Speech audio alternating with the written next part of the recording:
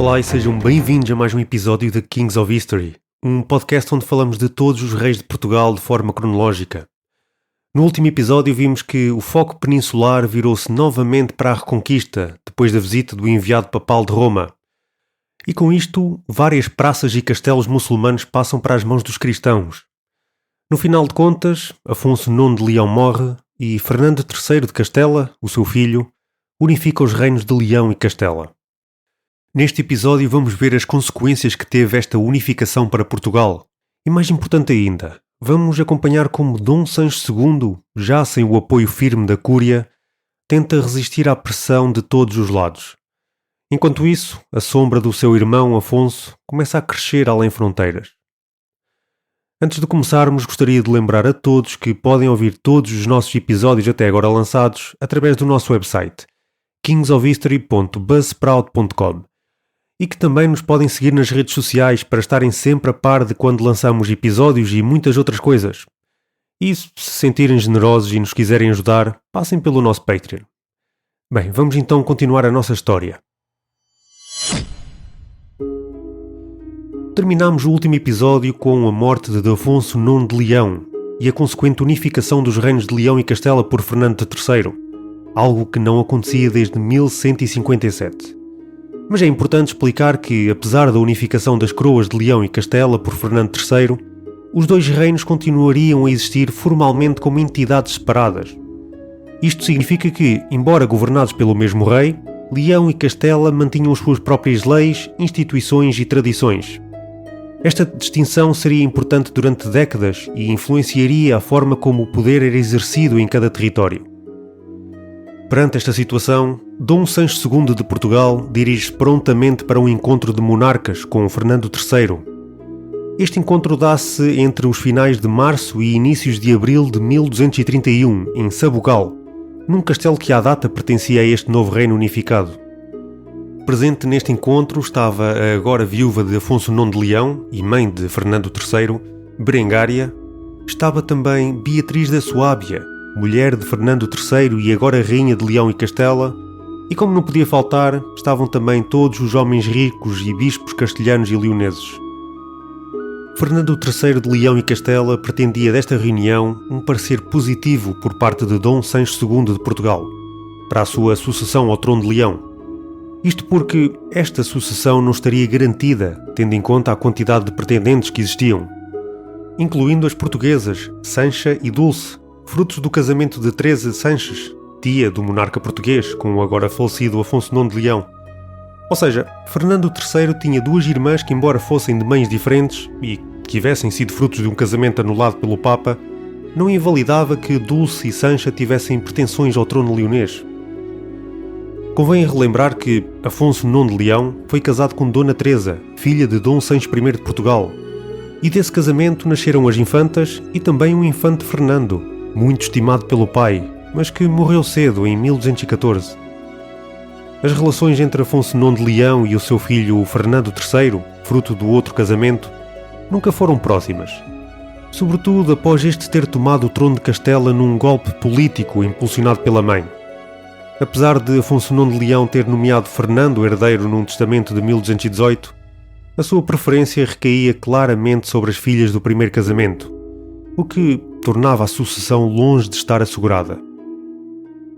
Este encontro foi mediado pelo abade de Alcobaça, que por essa altura estava no auge do seu poder e prestígio, e resultou num tratado, mas infelizmente os detalhes do tratado perderam-se no tempo.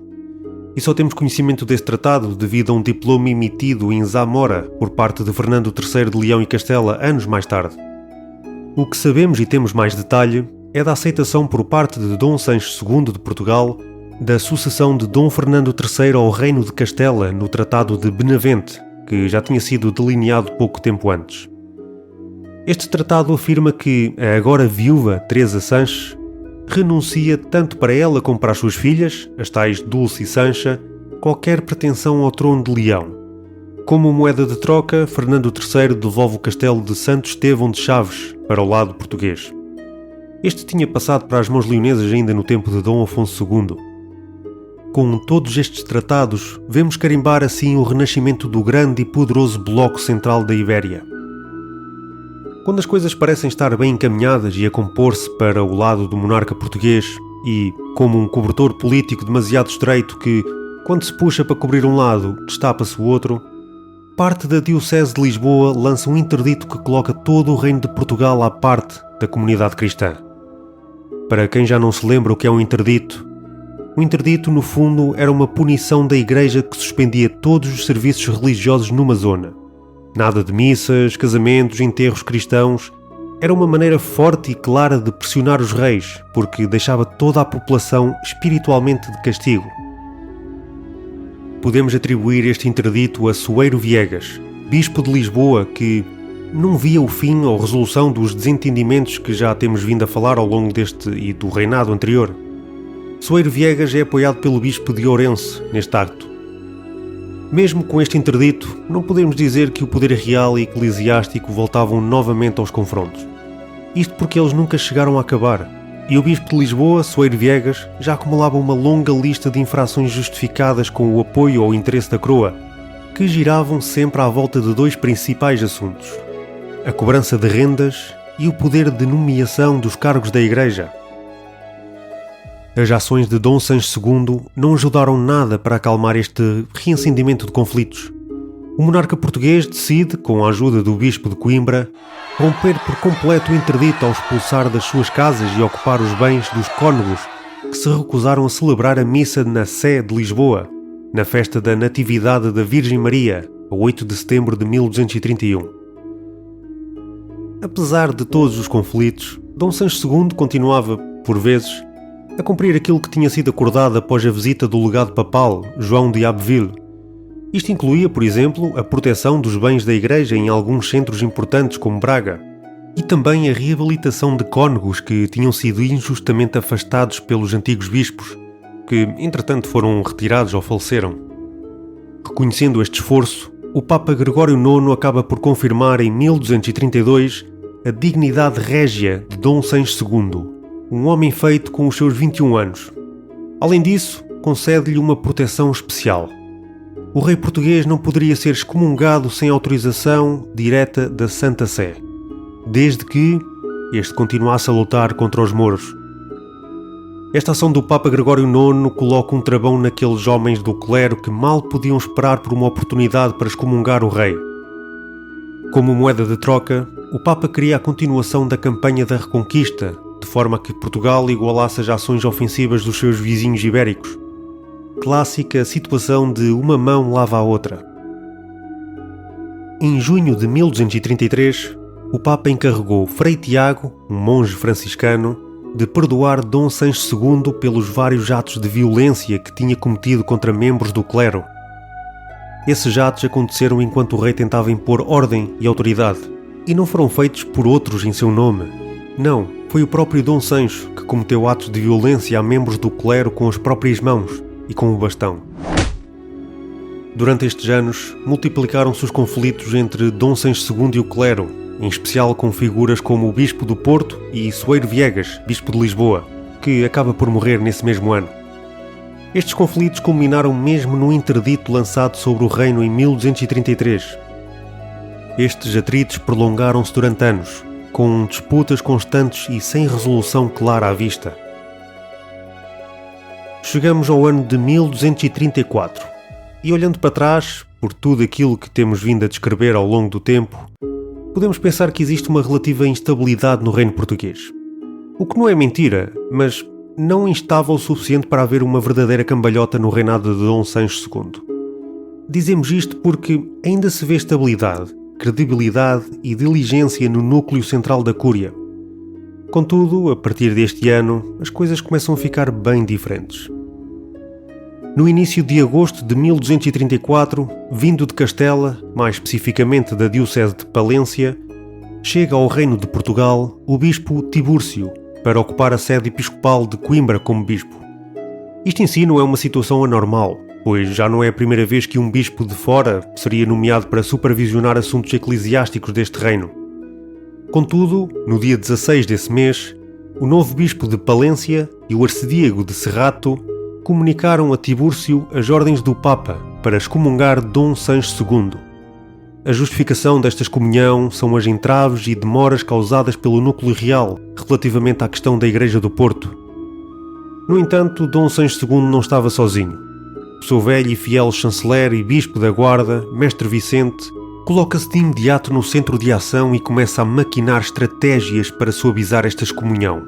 Ele fez isto durante o resto do ano, através de várias figuras eclesiásticas, tanto em Portugal como em Itália. Uma boa forma de apaziguar os ânimos e esta possível excomunhão é o foco na guerra contra o inimigo da fé cristã. Como já dissemos em cima, o Papa Gregório IX tinha concedido uma proteção especial ao rei português. Este não poderia ser excomungado sem autorização direta da Santa Sé, desde que ele continuasse a lutar contra os mouros. Conseguimos ver algumas ações de Dom Sancho II neste campo, como, por exemplo, importantes doações às ordens militares que se encontravam permanentemente na linha da frente da fronteira, na defesa dos interesses do rei e do reino contra o Islão. Mas se pensarmos bem, estas doações não eram apenas um gesto de apoio. Estas beneficiavam diretamente o rei, já que as tropas dessas ordens, mantidas graças a estas doações, integravam os exércitos com que Dom Sancho II participava nos combates. Ou seja, ao apoiar as ordens militarmente, o rei estava também a fortalecer as suas próprias forças de guerra. Apesar disso, não temos grandes notícias da participação direta do rei nas campanhas, e a reconquista durante o seu reinado iria ser feita em grande parte por iniciativas de ordens militares, que quase sozinhas reconquistaram o Alentejo. Conseguimos ver com estas doações que Dom Sancho II de Portugal não estava assim tão a leste da ofensiva contra os mouros. Mas por outro lado, os vários forais que foram concedidos nos últimos 4 anos e daqui em diante, sobretudo a sul do Tejo, serão cada vez mais ao cargo quer de Mestre Vicente, quer das ordens militares. Ou seja, no que toca aos assuntos de povoamento e ordenamento de território, Dom Sancho II parecia ter desistido de afirmar a sua influência. E o papel de Mestre Vicente como chanceler parece-nos cada vez maior em ambição governativa. Ainda falando sobre a luta contra os mouros, existem 2 regiões que, por esta altura, eram claramente favoritas para a continuação da expansão do território cristão para sul. A primeira era a linha territorial do Guadiana, onde a frente da batalha era dirigida pela Ordem dos Cavaleiros de Évora, ordem esta criada após a queda de Cáceres, Mértola e Elvas 4 anos antes. Esta frente de batalha colocaria os portugueses e os leoneses na corrida a sul de forma literalmente paralela, mas que encontraria pela frente a fortificada Serra de Portel. A outra região de expansão para sul era na costa oeste, liderada pela Ordem dos Cavaleiros de Santiago, em Alcácer. Esta frente de expansão tinha pouca oposição, tirando o castelo que estava num local que muito mais tarde se viria a chamar Santiago do Cacém.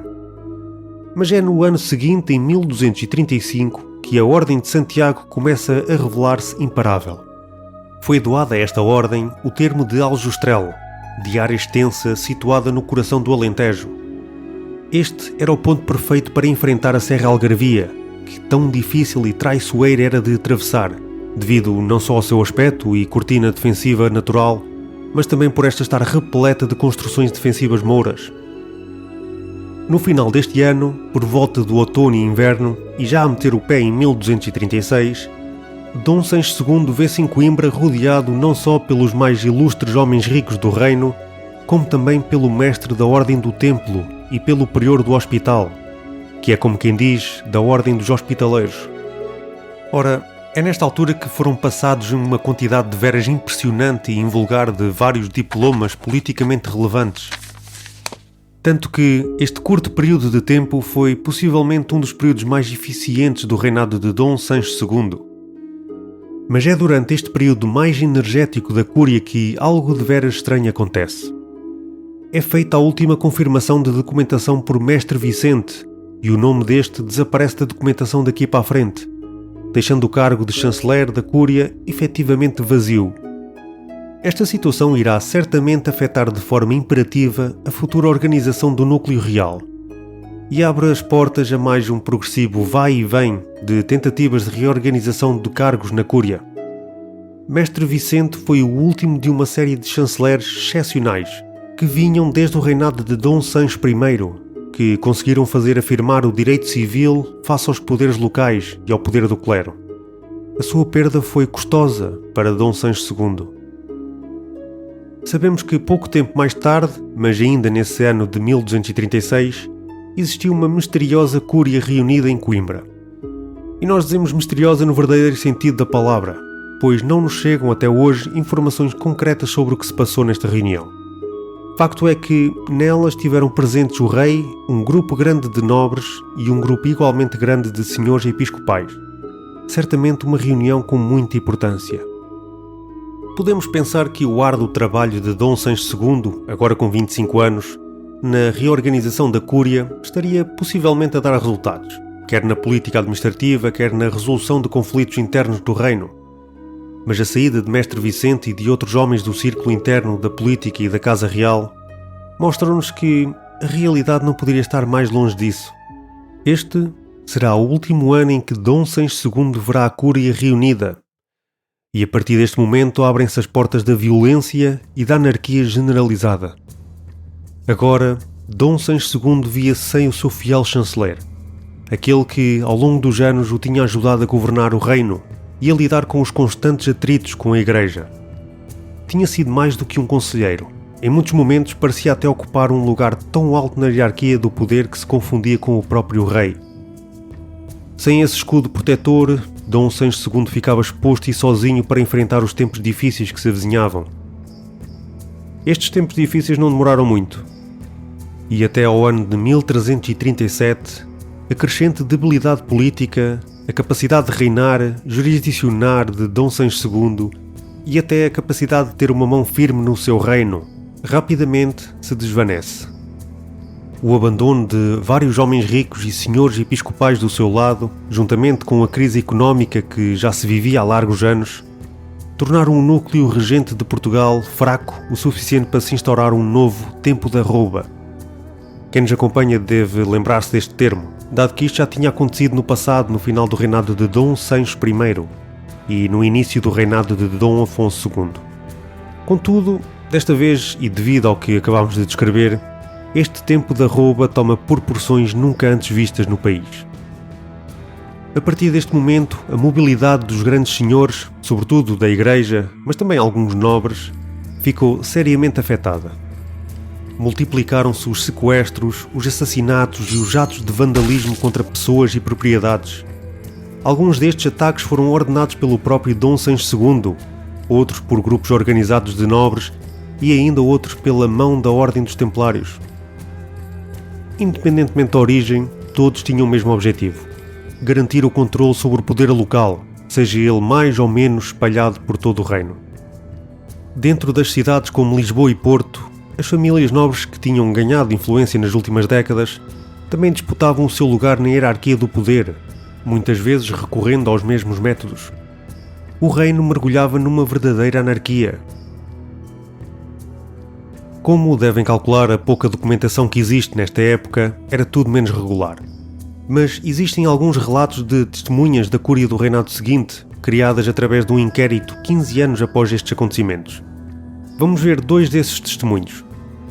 O primeiro por João Martins, que nos diz: Houve uma grande guerra e tumulto no reino, e a guerra e o tumulto eram tão grandes que ninguém ousava andar com segurança pelo reino de Portugal. E muitos clérigos, laicos e religiosos eram espoliados e capturados e mortos. E ainda: Não havia justiça no reino, e cada qual fazia a guerra e promovia o tumulto no reino à vontade. Não havia quem proibisse. O testemunho de João Fernandes diz-nos que, por 12 anos, no tempo do rei Dom Sancho, foi tanta guerra e tumulto pelo reino que ninguém ousava sair da cidade de Coimbra. E se saíam, capturavam-nos e espoliavam-nos. E ouvi dizer que faziam o mesmo nas outras partes do reino, o que era público e notório. E mais: Sem causa se faz esta guerra e tumulto, entre o rei e os barões, e entre outros do reino e entre os barões. Com estes testemunhos, conseguimos ter a perfeita noção do que se estava a passar no reino português. É de notar que ninguém estava a salvo, e isto inclui também o Bispo da Guarda, ex-chanceler da Cúria, Mestre Vicente, personagem tão importante no reinado do monarca português. Mestre Vicente, quando andava entre Douro e Voga em assuntos da igreja, foi capturado e despojado dos seus bens por um bando de malfeitores do reino. Estes malfeitores eram os freiros templários.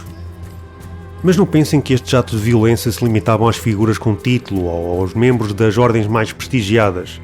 Nada disso. Os ventos da anarquia que sopravam pelo reino de Portugal atingiam também os estratos mais baixos da sociedade. Mercantes, por exemplo, eram frequentemente alvos de agressões, pilhagens e intimidações.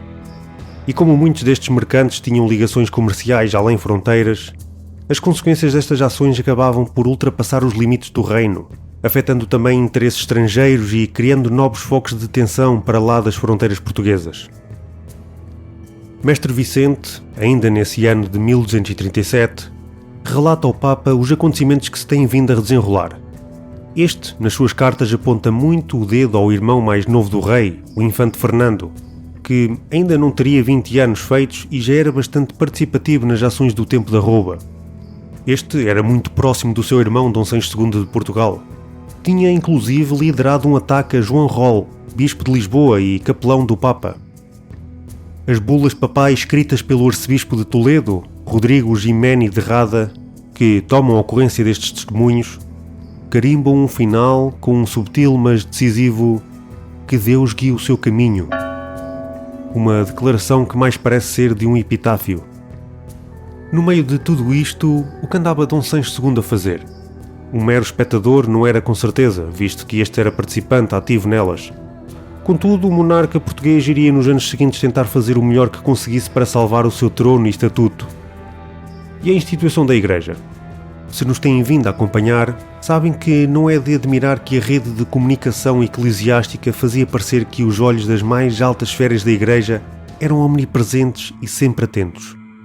Facto é que, nesta altura, não é exceção, pois nos inícios de janeiro de 1238, o já bastante idoso Papa Gregório IX, com os seus 93 anos, não só excomunga novamente Dom Sancho II de Portugal pela sua opressão feita à Igreja do Porto, como também proíbe qualquer bispo ou religioso do reino absolver o monarca desta ação.